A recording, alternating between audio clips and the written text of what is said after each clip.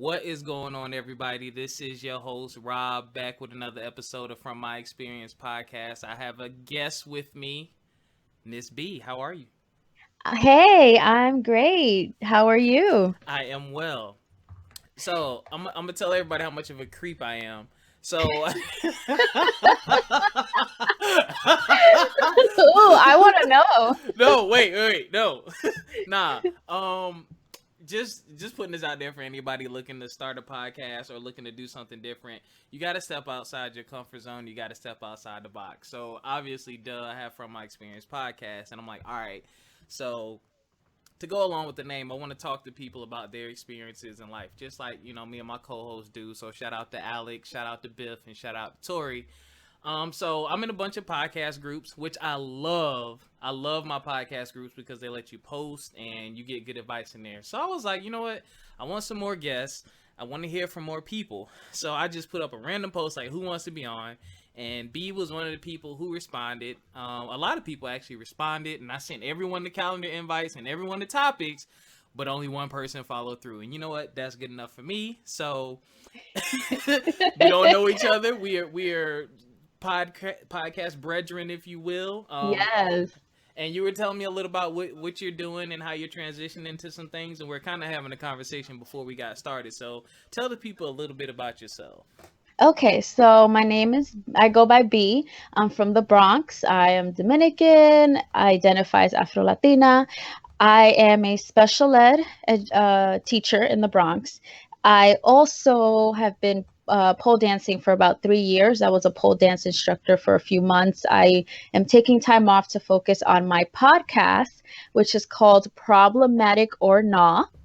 And we will be discussing just random things related to the social political climate, our culture, specifically Black culture, calling out bigotry, talking about things like interracial dating, sex, body shaming, cultural appropriation. I'm hoping to strike up some controversy, but have some much needed conversations.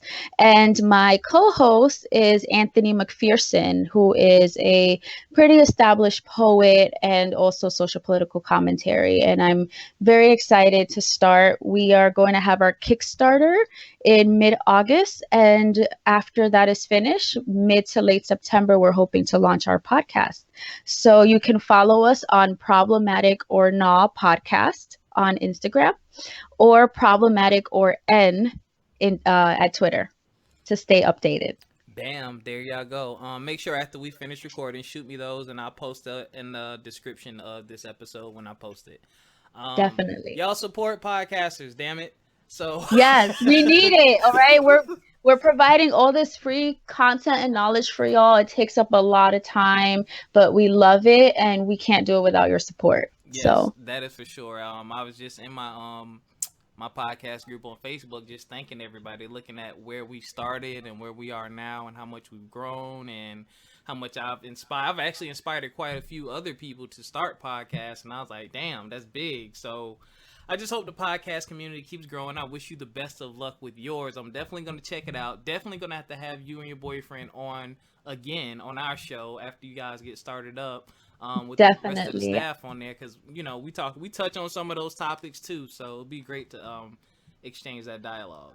Oh, definitely. We can do a collab. You can come on ours, come on yours, maybe do like a joint episode. We'll figure it out. I think it'll be really cool. Absolutely. Now, I know some people out here heard you say pole dancing. Please, because I know Yep. some people are ignorant. So please Yep. explain to people exactly what that is before they think I'm talking to just someone who strips or something crazy. Okay. First of all, shout out to my strippers out there because without them, pole would not have been in the Hey, mainstream, right? And I have lots of friends that are strippers. I have nothing against it. You get your money, you that's do your right. thing, right?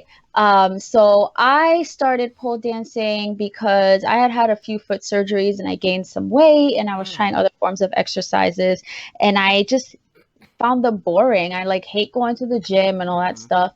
So I found a Groupon to take a pole dancing class and I loved it. I always grew up feeling self-conscious. And so it made me feel confident and strong and powerful. And I was like, I'm going to do this and I'm going to learn how to be a really cool dancer. And it became just like a meditation for me, an exercise for me. I built the best community, the most supportive community. I don't think there, there might, the podcasting community is very supportive, but the Right. pole dancing community, it's like a family. And I found my strength, and I competed for the first time this past Oh March. wow. Yeah. Yeah, I mean it's calisthenics, right? There's Mm-hmm. dance, there's different styles of pole. There's exotic, there's sensual, there's purely athletic, there's contemporary. So it's really what you want it to be, and it's for men, women, um, any gender, sexual orientation, body size. There are plus size pole dancers. There are people who pole dance when they're much older, and there are children who do it. In Russia, they have camps for children to pole dance, Wow. because people see it as something like purely sexual, which Yeah. there's nothing wrong with that. Mm-hmm. But I think because we are in a country that prides itself on its puritanical, foundations, this idea of like, especially women owning their bodies and doing something that's not for male consumption, even though it typically is, Mm-hmm. I think kind of rubs people the wrong way. But I find that really empowering. And when I was teaching, I really enjoyed seeing my students progress and really feel proud of themselves and feel good about themselves. So, yeah, I hope that answers your question. It's really hard to explain what pole dancing is. I think you just have to do it, Yeah. and then you get it. And my students know that I pole dance, and my coworkers, and everyone's extremely supportive. They think it's so badass when I show them some tricks I can do. They're like, "Miss, you mad fucking strong." I'm like, "Yeah, don't mess with me." Yeah, I was gonna say, I've actually watched videos and seen that. Actually watched some competitions. It's been a while ago since I've seen one. But yeah, you did a good job of explaining. Because a lot of people don't know that is excellent exercise, and it takes a hell of a lot of strength to get up there and do some of those moves. Like it is ridiculous. Um, Yep. so about how long would you say it took you to actually really get good at it? Or I guess tell us, do you remember? Okay, you bought the Groupon. You signed up for this class. Do you remember what your first time was like? Oh yeah, I was a mess. I was so uncoordinated. Um, I was like jello because there are certain moves, you have to have like, the proper muscle engagement. I still Right. didn't understand all of that. Um, but I kept going and going. Then the instructor was like, "Oh, you're moving on to level one," because there's intro and then there's beginner, which is like level one, and that's when you start working on climbing. And I go to the level one class, and these people are so advanced. I'm like, what the hell did I do? Oh my god, I'm terrible. um, but I just kept at it and kept at it. And then I had to do another surgery, so I had to take a couple months off. And then the entire time I was just like, I can't wait to get back to pole. And I found it, and I fell in love with it. I was poling like 3 4 hours a day, Whoa. between 4 to 6 days a week. Whew.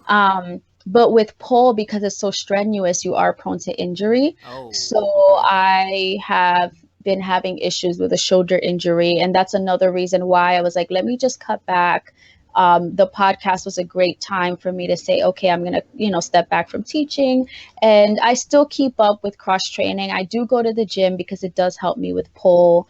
Um, my partner and I are doing Krav Maga to like learn some self defense, because when we start this podcast, the haters are gonna come out, and we got to be able to kick the white conservatives in the chest. wait. So You so y'all ready to fuck somebody up? You. basically, yes, Well, yes, hopefully it won't. It won't. yeah. Well, my It won't. Hopefully it won't come to that. I I mean, hope not. you once you. But my co-host Okay. already gets a lot of hate Oh from shit. conservative groups. Okay. Like threats. They've like found his address, and What? and yeah, these white conservatives is mostly white male conservatives, and of course you have like other people that are like, oh, you're just being divisive because they think you talk about race, you're being divisive, Right. but not talking about it, you're not addressing it. And so one of the concerns was, if we do this podcast together, you know, that might come towards me. And so in order to protect both of us, we're like, now we're gonna learn how to kick some ass. Like nobody's gonna mess with us, you know?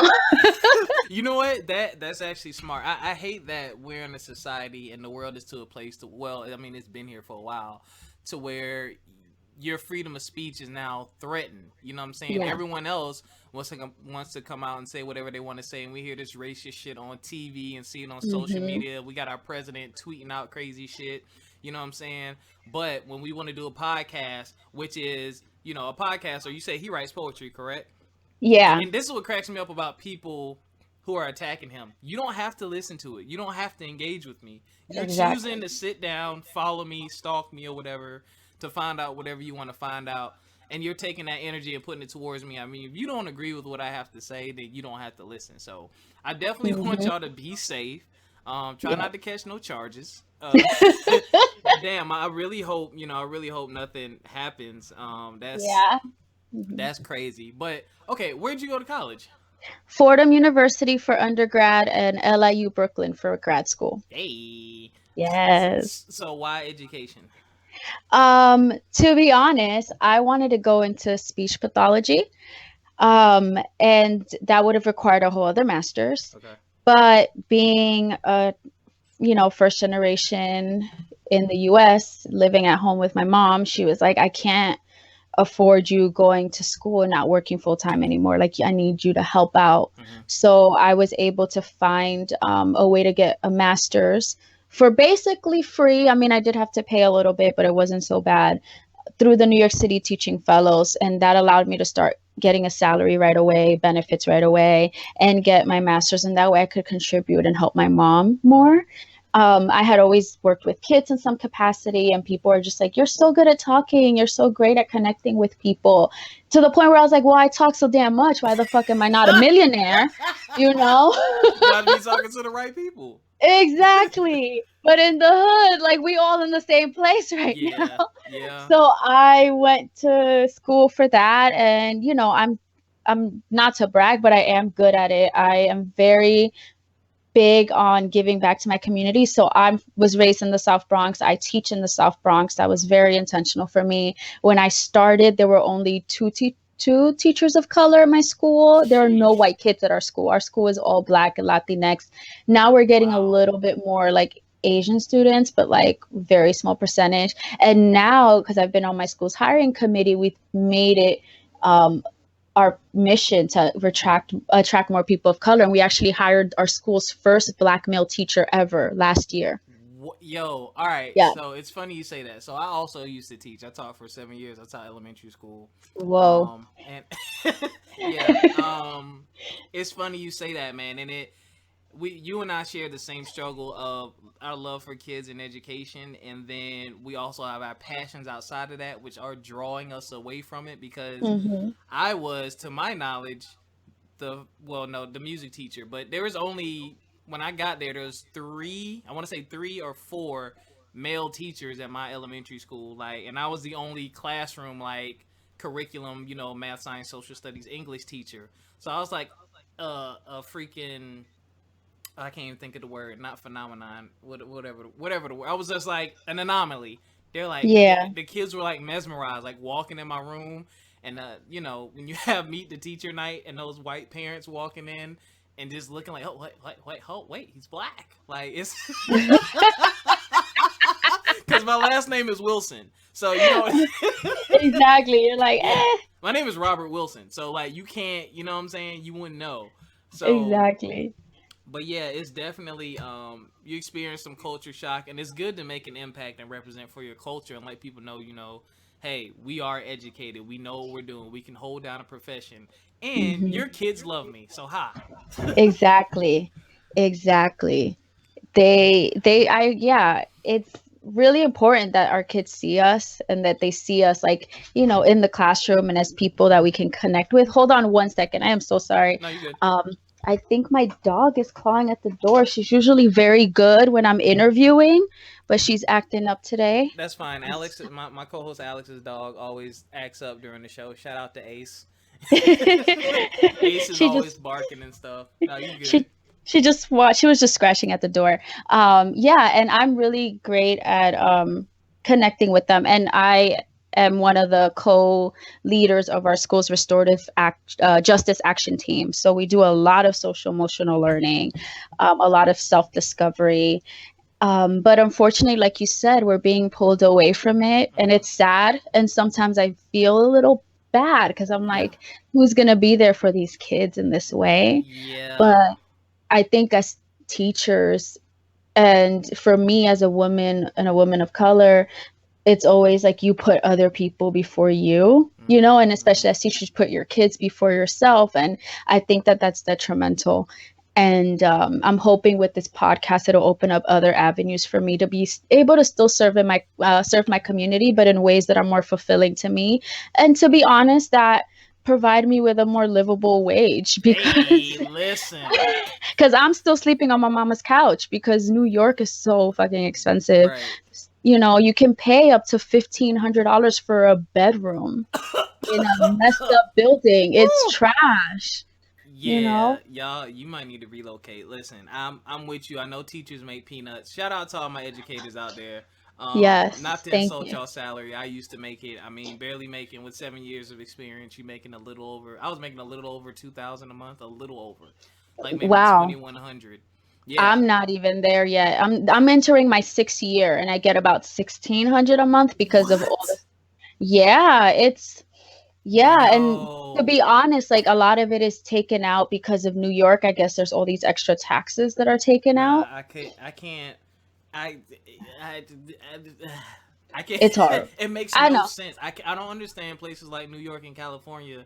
Like it's so expensive to live, but then you have these professions, and it's like I love my kids, and I want to work with kids, but it's like I can't live. Like Yeah. I'm literally dying. Like Yep. And and they just voted to basically disempower the unions. I don't know if you heard of uh the Janice case. no. Um so So before we you don't have had to. unions down here. So Oh, oh yeah. Before you had to pay into the union. Now there was a ruling, basically was decided that you don't have to pay if you don't want to, which means that some people are not going to want to pay and they're still going to be receiving the same benefits, which isn't fair to the people that are. right. And then the union will have a lot less power in Yep. terms of like collective bargaining and benefits and all this stuff that they've worked really hard to achieve.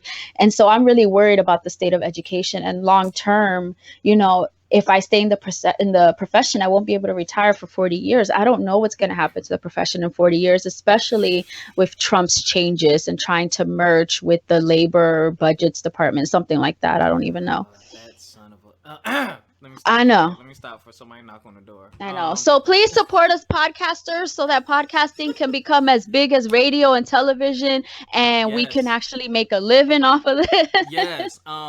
Yeah. Actually, we're gonna talk off here. I got some stuff I want to run by you. I'm working. I'm Awesome. working on something like that with a friend of mine. Shout out to my boy CV from We Here Man podcast. Hey, Um. CV, I'm going to follow you. Yes. Please follow him. His wife Nella B. Their show is great. You just made me scared because you just gave me a flashback, and that what you just said is part of the reason why I left education myself. It's like there's so much controversy and conflict and uncertainty floating around it. It's like I can't stay here for this. Like I don't want to Hmm. stay here not knowing what my fate is going to be. 5-10 years from now. Like I can't do that.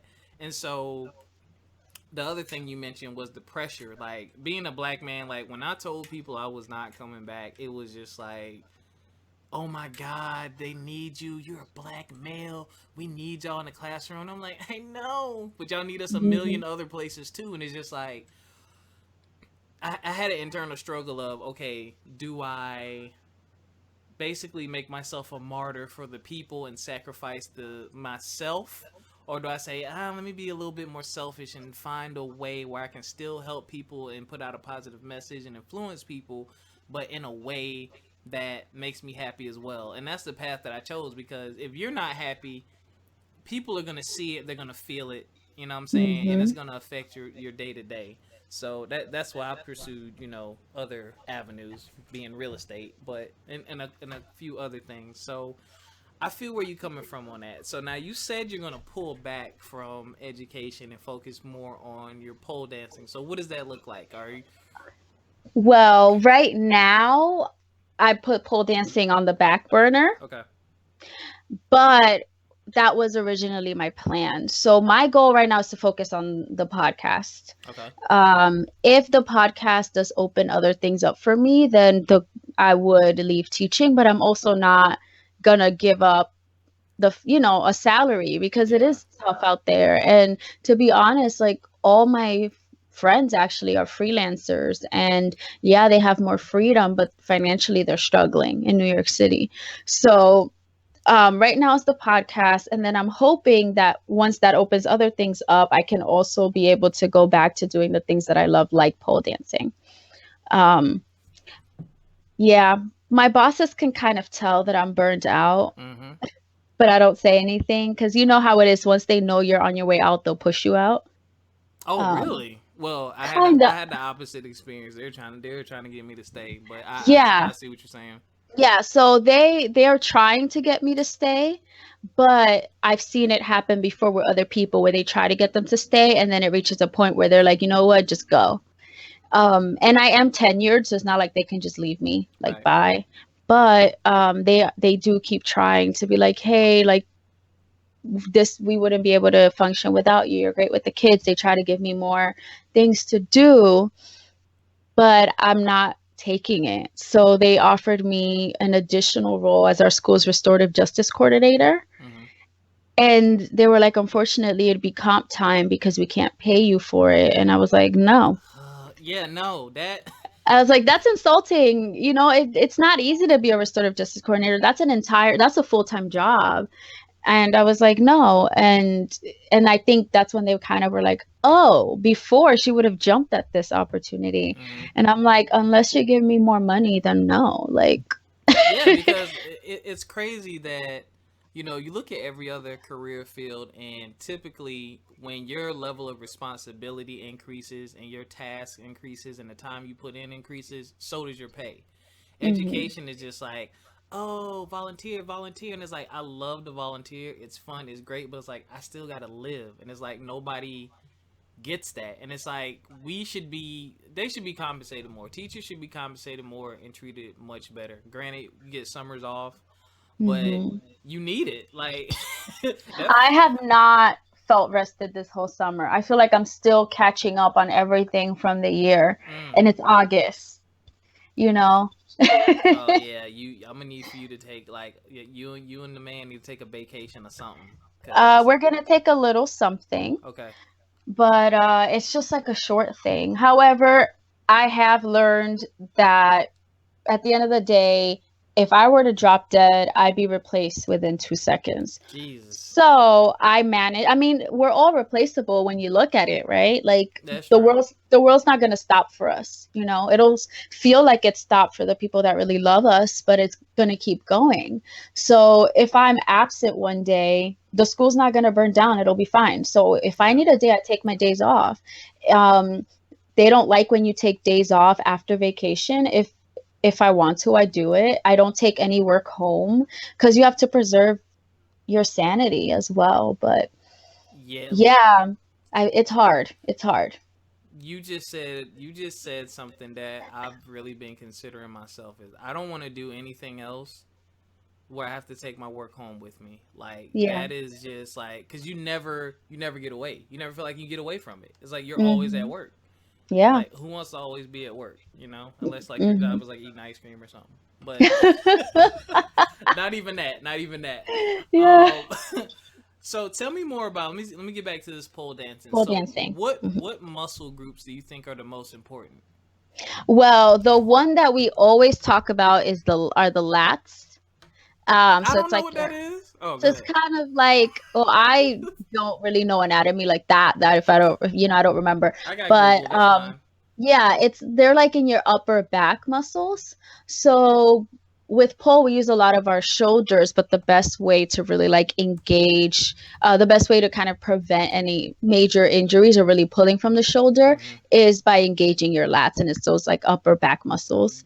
You're right. And Yep. definitely your core. I forgot the name of that muscle group, but definitely core, especially lower abs. I feel like for me is a big thing. But I would definitely say it's those two. Okay. So Yeah. So people need to do, and she's right. Yeah, the lats or latissimus dorsi. Yes, I'm yes. probably saying it wrong, but I don't care. So basically, the backside of your rib cage, all up in there, and then like your abs. Everybody knows what the abs are. So based off of that, my pole dancing ability would be trash right about now. So I don't think I'm gonna take a go at that. So what else? What else is important? What do you have? Let's say there's someone out here listening who's thinking about doing this for the first time. What would you say to them? I would say to let go. Okay. Especially as adults, and not saying that pole is only for women because it's not, but it is very women dominated. Um, a lot of times we tend to feel really self-conscious or we feel like people are looking at us, and especially because with pole it does, no matter what style, there is still a sensual element to it. We pride ourselves on being very cerebral and being like, oh, I'm so smart, right? I'm so intuitive.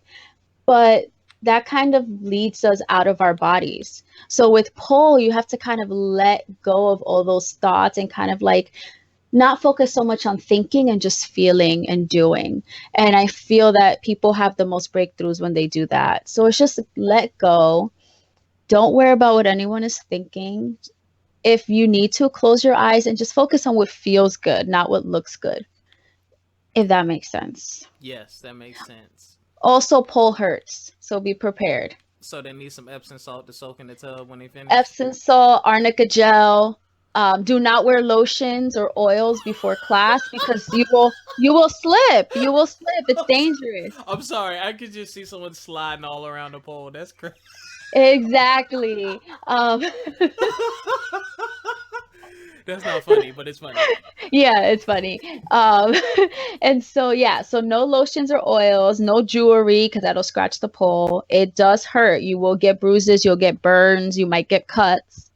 Um, but yeah, so just keep that in Wow. mind.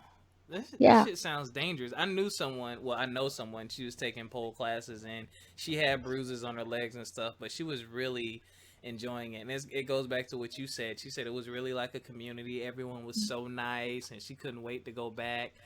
Um, do you have, or if you don't, would you put a pole in your house to practice at home as well? I have had a pole in my house well, before I was with this person, I was with someone else Okay. for a long time and we lived together briefly. And I had a pole up in our bedroom and he was never there. He was in the living room. I'd be like, get out. It's time for me to practice my pole. And I would just use it. If you do have a pole at home, I do advise people to really do their research. Make sure you get a reputable brand, that you install it properly and you're constantly maintaining it. A lot of times you see videos where poles like fall down. I've It's laughed at a ton because of those videos. Yes, it's because either the pole's not good quality or the people don't constantly maintain it. So a lot of those poles are held by tension and you have to have them Mm, on a support beam in the ceiling. So you do need a stud finder. Another thing is that the tension loosens up the more you use it. So you have to constantly retighten it and people forget to do that. And so you have to make sure that you're safe. Do not try anything new. You should save things that are new for when there's someone there to spot you or there's an instructor. mm-hmm. Use it more to condition and to practice things you already know. I do understand pole is very expensive, and there are some people that can't afford to take classes, so they teach themselves. I say just exercise caution, use a crash mat, make sure that you have a solid foundation of before trying a trick. So, like before you try a butterfly, make sure you have a strong, Jamila. Make sure you can, do a nice bracket grip, right? So just like understanding the foundational moves before you go up to the bigger moves. I had to say that because I want everyone to be safe.